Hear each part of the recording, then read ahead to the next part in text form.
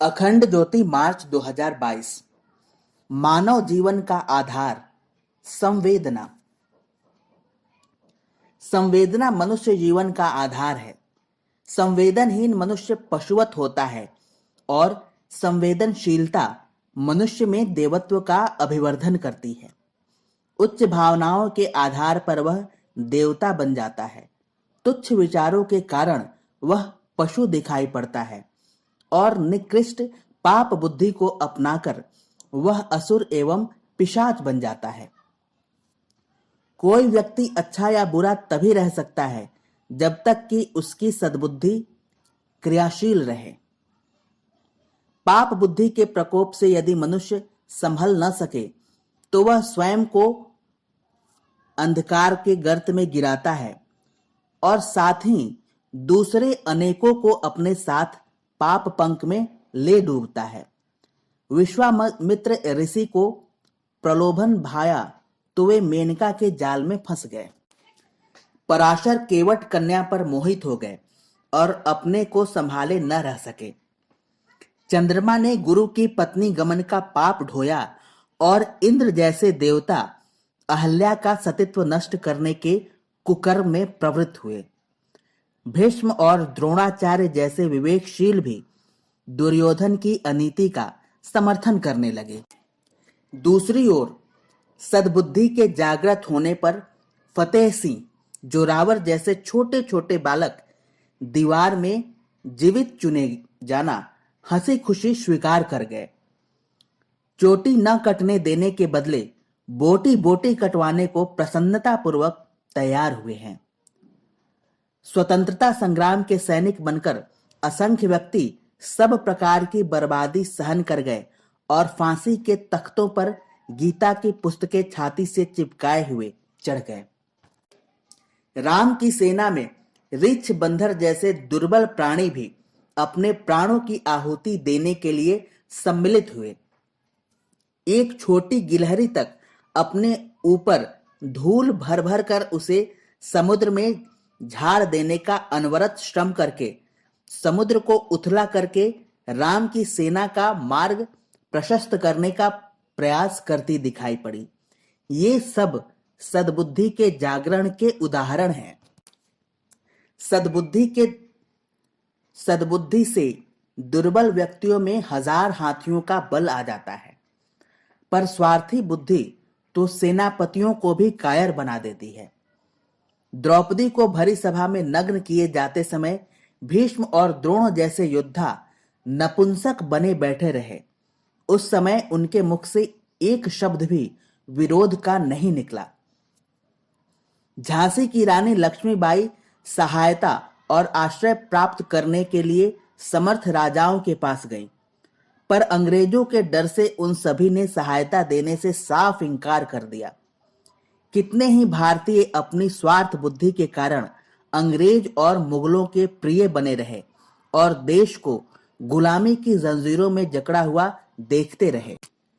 जहां राणा प्रताप और शिवाजी जैसे स्वाभिमानी जीवन भर भारतीय स्वतंत्रता के लिए तिल तिल लड़ते रहे, तो वहीं अपने राष्ट्र के बदले अपने लिए सुविधाएं प्राप्त करने वाले भी कम नहीं थे।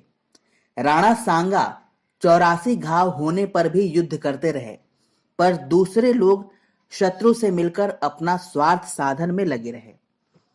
इस लोक में जो कुछ सुख, शांति, समृद्धि और प्रगति दिखाई पड़ती है, वह सब सद्भावनाओं और सत प्रवृत्तियों का परिचय है। और जितनी भी उलझने, पीड़ाएं और कठिनाइयां दिखती हैं, उनके मूल में दुर्बुद्धि का विष बीज फलता फूलता रहता है। सैकड़ों हजारों वर्ष बीत जाने पर भी पुरानी ऐतिहासिक इमारतें लोहे की चट्टान की तरह आज भी अडिग खड़ी हैं, पर हमारे बनाए हुए बांध, स्कूल, पुल इधर बनकर तैयार नहीं हो पाते कि उधर बिखरने शुरू हो जाते हैं। आज सामान और ज्ञान दोनों ही पहले की अपेक्षा अधिक उच्च कोटि के हैं, पर उस लगन की कमी दिखाई पड़ती है जिसके कारण प्राचीन काल में लोग स्वल्प साधन होते हुए भी बड़ी बड़ी मजबूत इमारतें बना देते थे।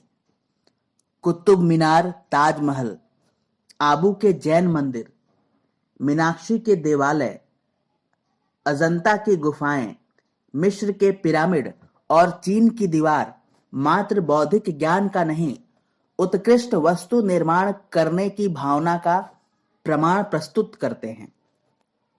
मशीनों, कारखानों, नहर बांध और सड़कों के आधार पर हमारी सुख शांति नहीं बढ़ सकती। इनसे थोड़ी आमदनी बढ़ सकती है, पर उसी बड़ी आमदनी से ही अनर्थ ही बढ़ने वाला है। देखा जाता है कि कारखानों के मजदूर और दूसरे श्रमिक सारा पैसा शराब, तंबाकू, सिनेमा आदि में खर्च कर डालते हैं। आमदनी बढ़ती चलने पर तरह तरह की फजूल खर्ची के साधन बढ़ते जाते हैं। जिन्हें ऊंची तनख्वाहें मिलती हैं, वे भी अभाव और कमी का रोना रोते रहते हैं। धनी लोगों का व्यक्तिगत, पारिवारिक, सामाजिक जीवन क्लेश और द्वेष से भरा रहता है। पैसे के साथ साथ दुर्गुण बढ़ते चलने पर वह दौलत विपत्ति का कारण बनती चलती है। आर्थिक उन्नति के साथ साथ विवेकशीलता और सत प्रवृत्तियों की अभिवृद्धि भी अवश्य होनी चाहिए। यदि इस दिशा में उपेक्षा बरती गई तो प्रगति के लिए आर्थिक सुविधा बढ़ाने के जो प्रयत्न किए जा रहे हैं, वे हमारी समस्याओं को सुलझा सकने में कदापि समर्थ न हो सकेंगे। जब तक मजदूर ईमानदारी से काम न करेंगे, तब तक कोई कारखाना पनप न सकेगा। जब तक चीजें अच्छी और मजबूत न बनेंगी, उनसे किसी खरीदने वाले को लाभ न मिलेगा। जब तक खरीदने वाले और व्यापारी मिलावट, कम तौल-नाप, मुनाफाखोरी न छोड़ेंगे, तब तक व्यापार की स्थिति दयनीय ही बनी रहेगी। सरकारी कर्मचारी जब तक अहंकार, रिश्वत, कामचोरी और घोटाला करने की प्रवृत्ति न छोड़ेंगे, तब तक शासन तंत्र का उद्देश्य पूरा न होगा। सत प्रवृत्तियां इन वर्गों में अभी उतनी नहीं दिखाई देती जितनी दिखनी चाहिए। यही कारण है कि हमारी प्रगति अवरुद्ध बनी पड़ी है। साधनों की कमी नहीं है। आज जितना ज्ञान, धन और श्रम साधन अपने पास मौजूद हैं, उनका सदुपयोग होने लगे तो सुख सुविधाओं में कई गुना अभिवृद्धि हो सकती है। आत्म कल्याण की लक्ष्य पूर्ति तो सर्वथा सत प्रवृत्तियों पर ही निर्भर है। ईश्वर का साक्षात्कार, स्वर्ग एवं मुक्ति को प्राप्त कर सकना केवल उन्हीं के लिए संभव है जिनके विचार और कार्य उच्च कोटि के आदर्शवादी एवं परमार्थ परक भावनाओं से ओतप्रोत हैं। कुकर्मी और पाप वृत्तियों में डूबे हुए लोग चाहे कितना ही धार्मिक कर्मकांड क्यों न करते रहें, कितना ही भजन पूजन क्यों न कर लें, उन्हें ईश्वर के दरबार में प्रवेश नहीं मिल सकेगा। भगवान घट घट वासी हैं। वे भावनाओं को परखते हैं और हमारी प्रवृत्तियों को भली प्रकार जानते हैं। उन्हें किसी बाह्य उपचार से बहकाया नहीं जा सकता। वे किसी पर तभी कृपा करते हैं जब वे उसकी भावना की उत्कृष्टता को परख लेते हैं। उन्हें भजन से अधिक भाव प्यारा है। भावनाशील व्यक्ति बिना भजन के भी ईश्वर को प्राप्त कर सकता है, पर भावना से विहीन व्यक्ति के लिए केवल भजन के बल पर लक्ष्य प्राप्ति संभव नहीं हो सकती। लौकिक और पारलौकिक, भौतिक और आत्मिक कल्याण के लिए उत्कृष्ट भावनाओं की अभिवृद्धि नितांत आवश्यक है। प्राचीन काल में जब भी अनर्थकारी समय आए हैं, तब उनका कारण मनुष्य की स्वार्थपरता एवं पाप बुद्धि ही रही है। जब भी सुख शांति का आनंदमय वातावरण रहा है, तब उनके पीछे सद्भावनाओं का बाहुल्य ही मूल कारण रहा है।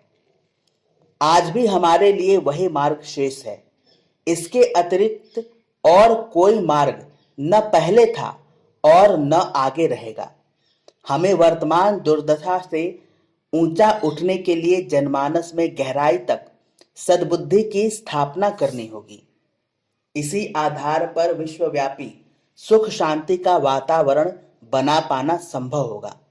संवेदना ही इसका एकमात्र आधार हो सकती है। धन्यवाद। मित्रों, अगर आपको हमारा ये कार्य अच्छा लगे तो कृपया हमारे चैनल को सब्सक्राइब करें, लाइक करें, कमेंट करें और दूसरों को भी सब्सक्राइब करने के लिए प्रेरित करें। धन्यवाद।